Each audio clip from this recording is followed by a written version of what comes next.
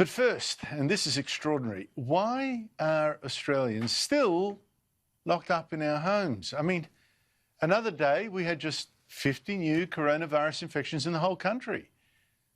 Previous days we've had fewer even.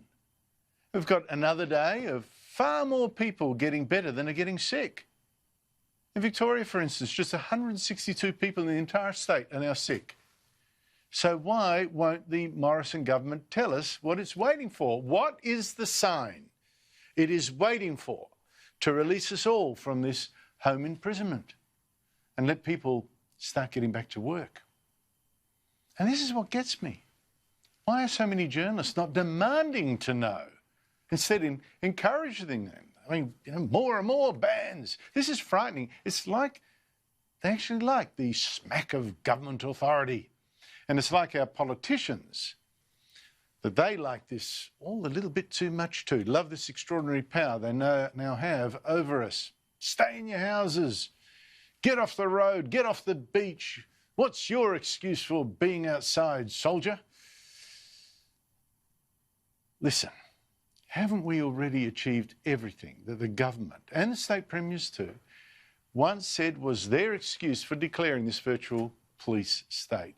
We were told a month ago that we had to stay shut up in our homes because up to 150,000 people will die from the coronavirus. 150,000 instead, just 63. Just 63 so far have died.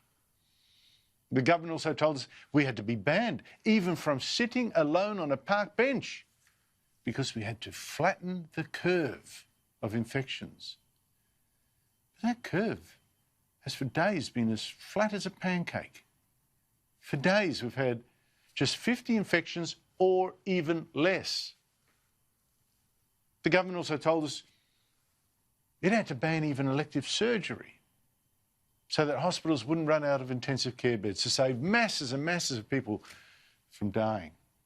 And yet, our 2,200 ICU beds and the many more emergency beds we've now added have for many days just have had, 80 or so virus patients in them. Thousands and thousands of beds lie empty.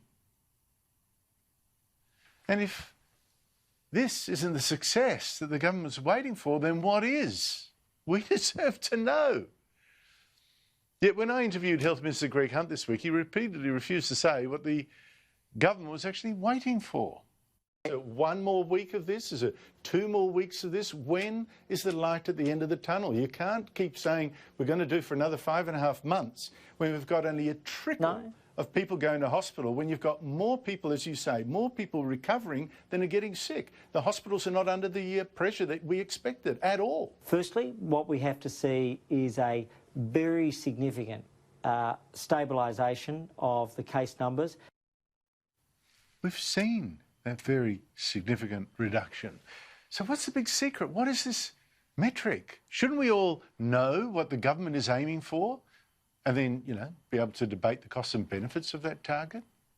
Because here is one cost of whatever it's doing right now. Hundreds of thousands of Australians have lost their jobs. And here's another. The country is tipping dangerously towards another depression. Do you know how much misery that will cause, and for years? And here's another cost.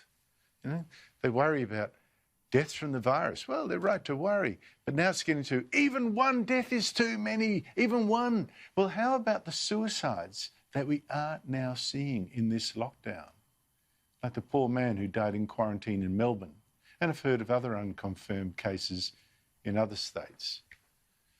Now, I don't mean to criticise the government for what it has done until now. It's saved lives, yes, and I've supported bans. In fact, I really do want still more bans, but only where it actually counts. I mean, anyone who's sick, why don't we make sure they cannot leave home and infect other people? But this is now nuts. I mean, bans in Victoria even on surfing. It catches a virus out in the waves. Now, the government says we can't relax because a second wave of infections might come.